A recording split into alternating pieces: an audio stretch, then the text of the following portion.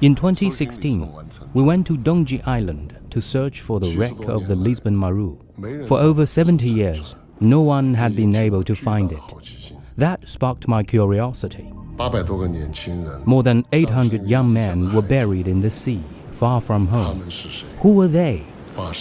What happened?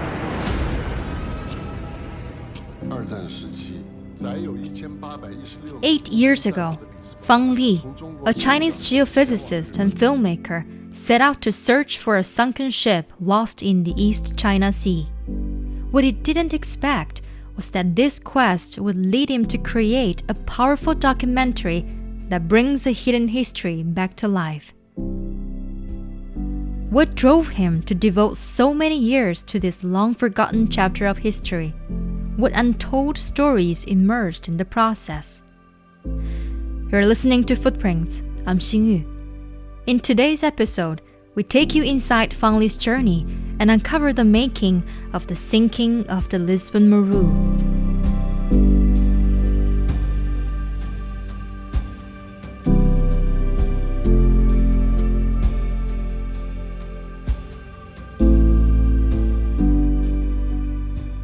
Have you ever heard of the Lisbon Maru? It's the name of a Japanese cargo ship that was caught up in a devastating tragedy during World War II. I was fully occupied by my own survival. The sinking of the Lisbon Maru, which documented the tragedy, was released in China in September 2024 and has received widespread critical acclaim. At the heart of this documentary is Fang Li, a Chinese film producer with 2 decades of experience in the industry. But his connection to the Lisbon Maru began in an unexpected way.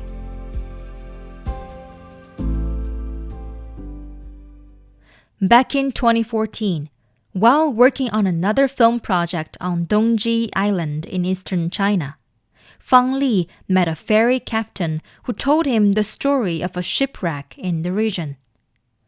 According to the captain, hundreds of British soldiers had lost their lives, and local fishermen had been involved in the rescue efforts.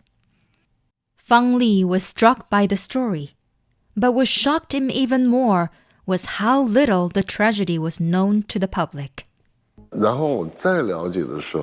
I learned that the wreck had never been found, and I was curious. No one else had ever found it, but I didn't believe it was impossible.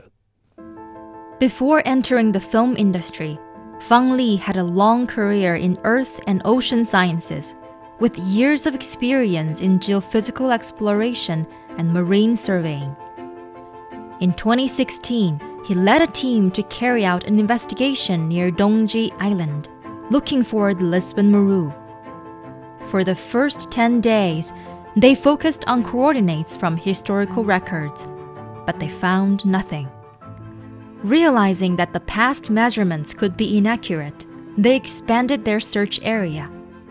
After covering more than 400 square kilometers, they finally captured images of a wreck that was 140 meters long. I was almost certain it was the Lisbon Maru. I'd say 100% sure. The historical records for this area didn't mention any other large shipwrecks, and a ship over 100 meters long could only be the Lisbon Maru. But just believing wasn't enough. I had to prove it. The next year, he and his team came to the waters once again. Through advanced marine technology, they confirmed that the wreck was a massive steel ship. They also captured a 3D image of the wreck using a sonar system, which perfectly matched the blueprints of the Lisbon Maru from that time. But their excitement didn't last long. On the same day, local media interviewed the only surviving eyewitness of the tragedy, Lin Agen, who had participated in the rescue. But the elderly man was already 94 years old. I still remember that day.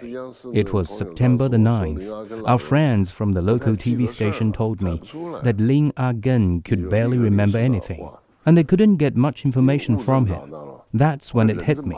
I had found the physical evidence, but the living witnesses were fading away. Out of instinct, I realized I had to act quickly to recall this history before it was lost forever.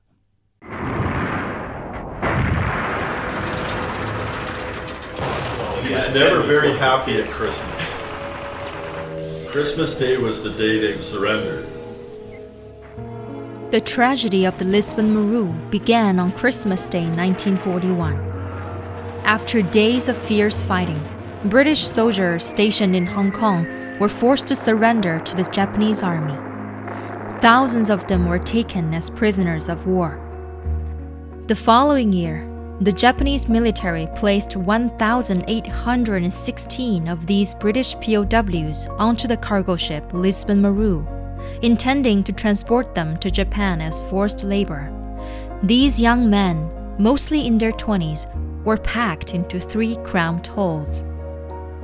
In October 1942, as the ship neared the waters off Dongji Island, it was mistakenly identified as a Japanese warship by the US Navy and was torpedoed. What followed was calamitous. As the ship began to sink, the Japanese forces withdrew, leaving a few soldiers behind to guard the POWs. They sealed the men into the lower decks, blocking their escape with wooden planks and canvas, leaving them to drown. Statistically had become a calculated mass murder. Panic erupted below deck. The POWs did everything they could to save themselves. Ultimately, those in the 2 holds managed to break free, but as they jumped into the sea, they were targeted by the machine guns of the Japanese military. In the end, the ship sank. Some drowned, some were shot. In the midst of chaos, a group of Chinese fishermen from a nearby island spotted the disaster and rushed to help. In their small boats, they risked their lives to rescue those stranded at sea. They managed to save 384 men in total, but 828 others lost their lives. At first, Fang Li planned to make a short documentary for TV and online platforms. Based on the information available at the time, there was only one surviving British POW from the atrocity, a man called Dennis Morley. Fang Li decided to head to the UK. So nice to meet you. I thought it was simple. I just needed to go to the UK once. So, we started preparing in March 2018. And by April, we were off. Our first interview was with Dennis Morley. I figured a year would be enough. But everything changed after the interview with the 99-year-old survivor. While in the UK, Fang Li and his team visited several families who had lost their loved ones in the atrocity. Thoughts of the young lives lost beneath the sea far away stirred a deep longing in their families. Every day, we interviewed one family in the morning and another in the afternoon. After 4 or 5 days, we couldn't bear it anymore. Every day was filled with heartbreaking stories. As a child, I can remember at night being woken up with him screaming. He said, "I'm a free man, you can't touch me." Christmas Day was still not a good day for him. He would sit quite often, or else he'd get drunk. Shirley Bainbridge, in her 80s, was holding a doll the whole time during the interview. It was a gift sent to her from her father, Sergeant Gerald Taylor, before he was captured in Hong Kong. They sent lots of little things, toys to me and that, but this is the only thing I kept. In 1942, her father perished aboard the Lisbon Maru when she was only 2 or 3 years old. On the table was a photo of her father when he was young, very handsome and gentlemanly.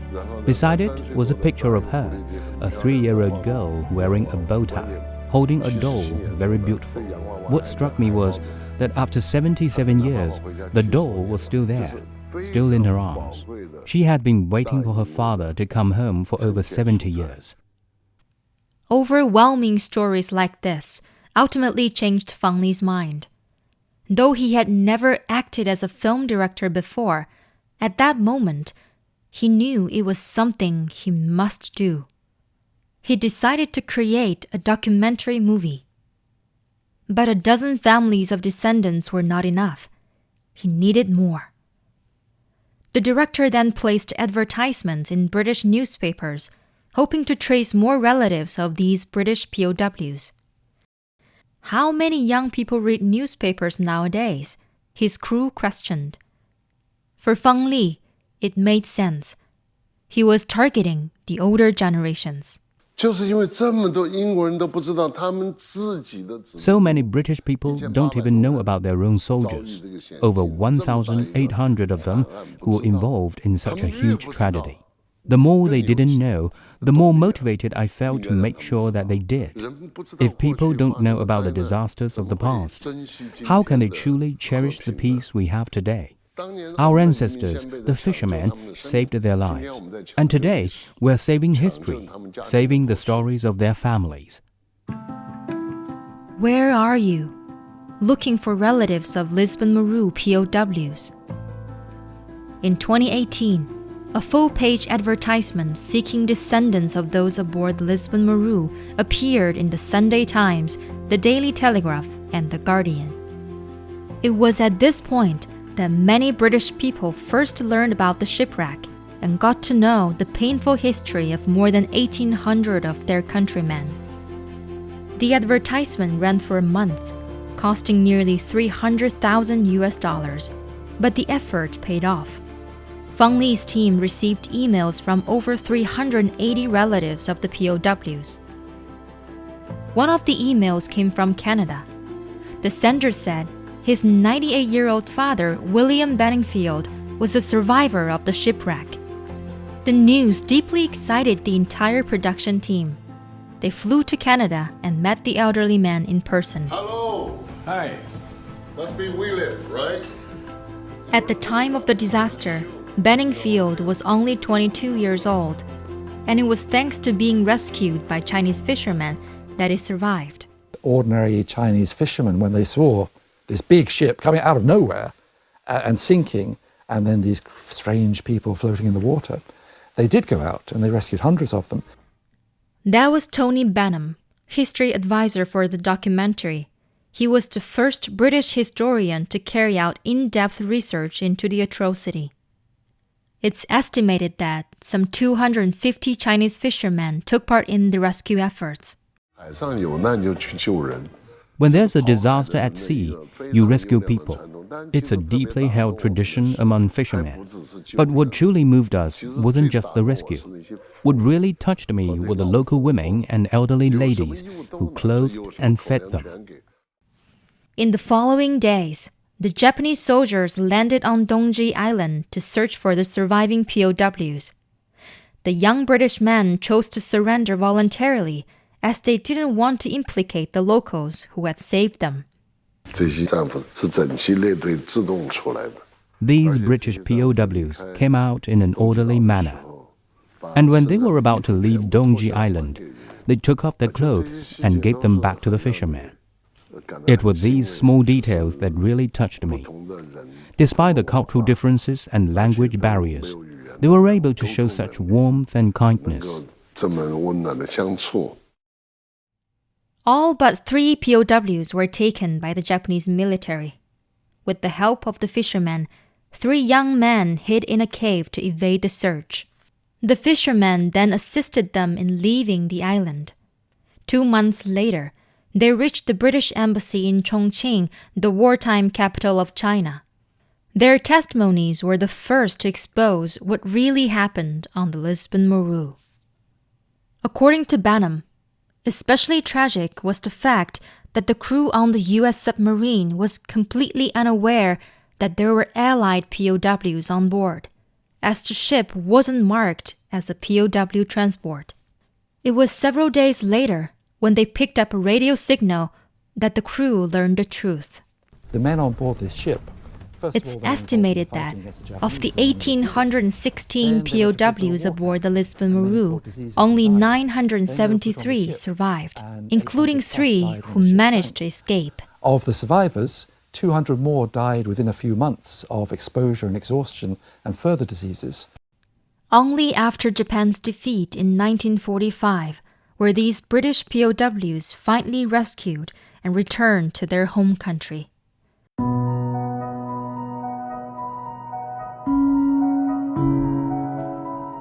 During the filming process, Fang Li and his team traveled to the UK, the US, Japan, and Canada, interviewed over 130 descendants of the POWs, and collected tens of thousands of historical photos to bring the story to life. In 2019, the director invited the descendants to return to the waters where their fathers were buried. 14 elderly people were on board that day to say their final goodbyes to their fathers. I asked them, would you like to come to China, to the sea, just 30 meters from where your father was, and say goodbye to him? They were all in tears. We had a sonar device trailing behind our boat. We asked the captain to take a slow pass over the Lisbon Maru. When the sonar image appeared, I knew this was the moment I was waiting for. I told everyone, your father is here. At that moment, no one spoke. They were all completely focused on the sonar image. That was the place where their fathers had been. From that moment on, their relatives, their countrymen could come to honor them. These souls could finally rest in peace. As the documentary entered its post-production phase, the question of how to present the historical scenes became a major challenge. After several attempts with different methods, the director decided to recreate what happened on that ship through animation. Another challenge came in the form of the COVID-19 pandemic. Many things had to be put on hold, and Fang Li's production company faced severe financial difficulties. The funds for the film ran out, and in desperation, Fang Li sold his own property to keep the project afloat. I was surrounded by more than 2,000 families who placed their hopes in me. That became a heavy responsibility. I was doing this to realize their long-awaited dream of seeing their story told. What I felt was pressure, the pressure of time. I had to give everything I had, racing against the clock, because I knew some of the elderly might not have much longer to wait. In 2020 and 2021, the last 3 remaining witnesses of the atrocity passed away. On August 15, 2023, a special screening of the documentary was held at the British Film Institute in London. A year later, an open-air premiere took place on Dongji Island, where the tragedy occurred. In a speech, Fang Li said this documentary was the most important thing he had ever done in his life. But his passion for uncovering the forgotten past remains. For his next life goal, the 71-year-old filmmaker plans to search for Malaysia Airlines flight MH370, the international passenger flight that disappeared from radar on March 8, 2014, while on its way from Kuala Lumpur to Beijing. For Fang Li, finding the Lisbon Maru has strengthened his confidence in pursuing the search for the lost airplane. He says, as long as it remains unfound, he will keep searching.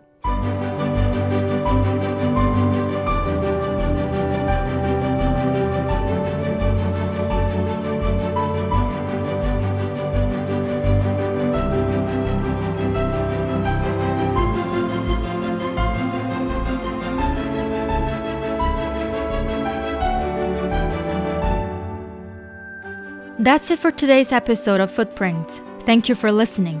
If you are interested in hearing more inspiring life stories from China, follow us wherever you get your podcasts.